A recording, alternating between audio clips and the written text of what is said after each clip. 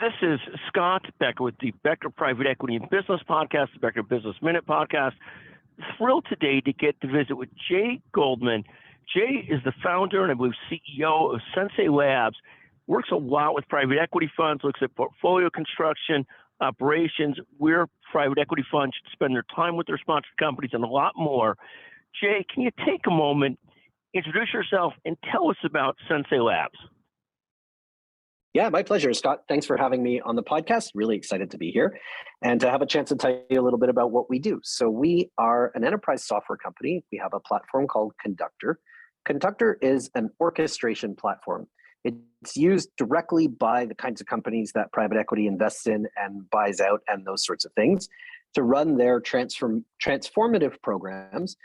Those programs are usually a combination of the kinds of value creation levers that we see private equity deploy. So things like M&A transactions, cost reduction, revenue increase, pricing strategies, geographic expansion, all of those sorts of things. And Conductor is a combination of project portfolio management, so who's doing what and when, and the governance and tracking of all of that work.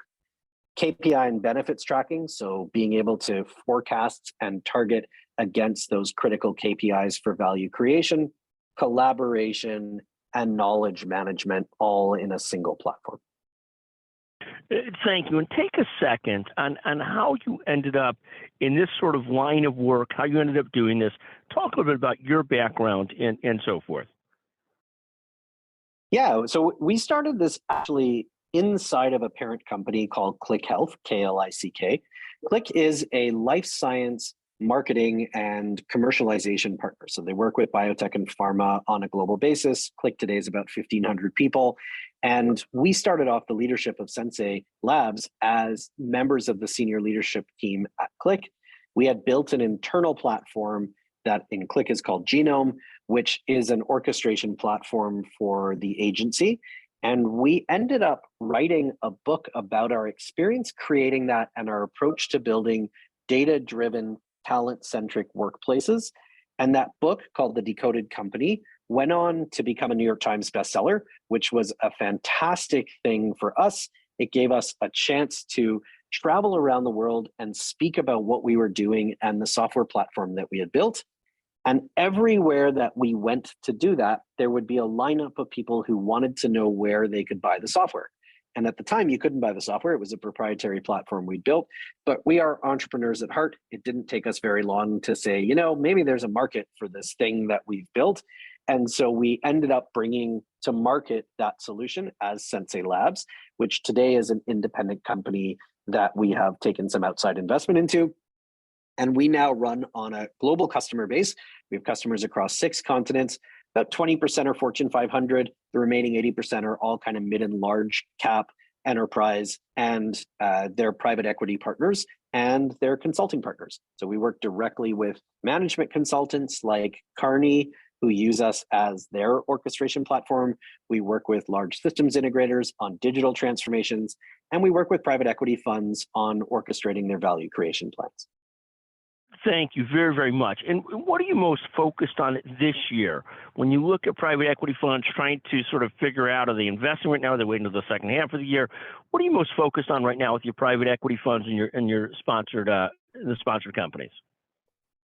There's a really great moment in time happening across the private equity industry, and I think this is probably true regardless of fund size and investment strategy, that you have a rare opportunity to look inward at your operations, at how you think about value creation plans and structuring them, how you think about internal operations of things like due diligence, and how you're going to get through that in a more structured, faster, more efficient fashion. Because of the slowdown in deal volume, and we could get into all of the factors that got into that. I'm sure everyone's tired of hearing about them, but obviously higher interest rates and all of those sorts of things. It's created an environment in which funds have a significant amount of dry powder where they are expecting a return to deal volumes towards the second half of this year and certainly into 2024. And so they know that it's going to come back. But in the interim time, it's a perfect opportunity to spend some time focused inward and to think about how can we be more efficient and more structured and more repeatable in our approach to value creation, especially in a more competitive environment for LPs where you're competing against other funds and you really want to be able to stand out against them. This is a great time to spend time thinking about that. Thank you. And the discussion you're having about value creation and how you go about it, I mean, there's so many studies that show so much of the value creation has been through just multiple expansion over the last 10 years. And now as you see multiples not expanding, you see private equity funds in their companies really having to work back towards true value creation. How do they make a more valuable business, better EBITDA, really looking at the right key performance indicators and so forth? Does that resonate with what you're looking at? Just so much more focus on operational improvement and growth improvement and how they actually create value at their companies? Yeah, absolutely. We are very much seeing that across the funds that we work with. There has been a great 10-year run of, I'll call it easy money, where you could get a long way on some financial engineering and arbitrage, and you didn't really have to work that hard to create the value. I know I'm glossing over a lot of effort that's gone into that, so I don't want to minimize for all the funds out there that have been working hard, but it's been a lot easier to achieve the kinds of returns that you want to get to and the sort of IRR on those funds as a direct result of those returns. LPs have become more sophisticated. They are now looking beyond just the financial return in many cases at how that return was achieved, how durable that return will be going forward in the fund, how you'll be able to continue to repeat that. We're seeing the introduction of other factors that might determine exit valuations, certainly things like ESG becoming a more prominent factor and KPI, and in the looming suggestion of maybe some government mandates around ESG reporting and reductions, what that might do to exit multiples. So we're seeing a lot more pressure on how you go about achieving the return, not just what the return itself is, and to think about how you do that in a more sustainable, more predictable, risk-reduced fashion. Thank you very, very much. Jay, anything else? How do people learn more about Sensei Labs? I've seen the name a ton over the years. Congratulations on your success. Thank you. Let me ask you one other question. What advice would you give to emerging entrepreneurs, young entrepreneurs? Any thoughts there? What do you tell somebody who's trying to do what you've done? Yeah, so the first part of your question, you can find out more about us at senseilabs.com, SENSEILABS. You can also follow us on LinkedIn. We do a regular series of webinars. You can find out more information on our website. So if you are in the private equity space, we have a monthly recurring portfolio orchestration webinar. We change the topics around on a month-to-month basis, but more than welcome to join us for those, and you can register for them on our website. In terms of advice to early stage entrepreneurs, I think the biggest thing that people struggle with as an early stage entrepreneur is thinking you are more right than you actually are. And so we really encourage, and we've tried to follow this practice ourselves, but certainly any of the startups that we advise and any of the folks who come to us for advice, really be open to learning what's out there. Inside of your company, there are only opinions. Outside of the company, there are facts. And so heading too far down a path where you are building something opinions will only end up with you learning where you were wrong too late for you to be able to make those corrections. Spend as much time with customers as you can. Try to sell them things as early as you can, because every one of those conversations you have will be valuable in you learning things about the market that you're selling into, about the product that you're building, and how you can get to a really tangible outcome faster. Yeah, this is actually so important. This having conversations with customers. I love your point there, Jay, and really understanding, do they really want what you're selling or not?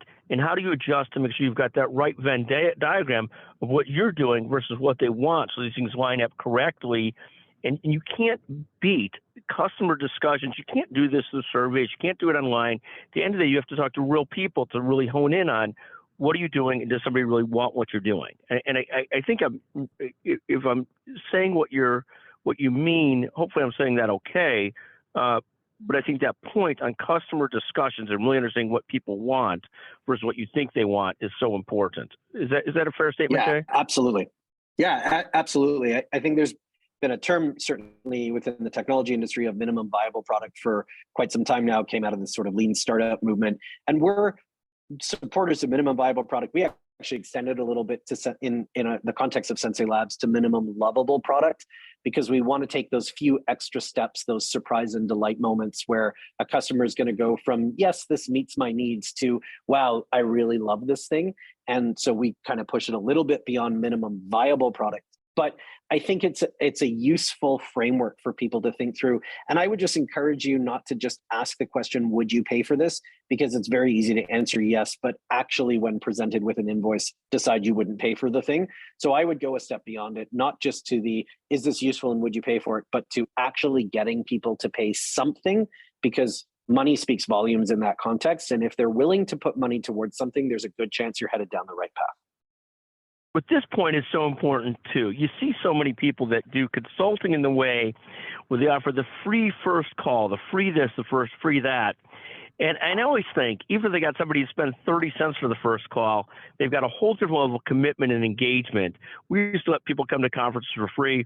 We found if they paid $30, versus $1,000 versus whatever it was, some actual commitment left everybody far more engaged and far more willing to assess, is this the right thing or not?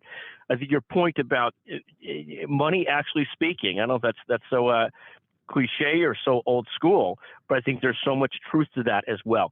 Jay, I want to thank you for joining us on the Becker Private Equity and Business Podcast. Amazing what you've built, you and your team have built at Sensei Labs, and we're so thrilled to have you on today. Thank you so much for joining us. Thank you.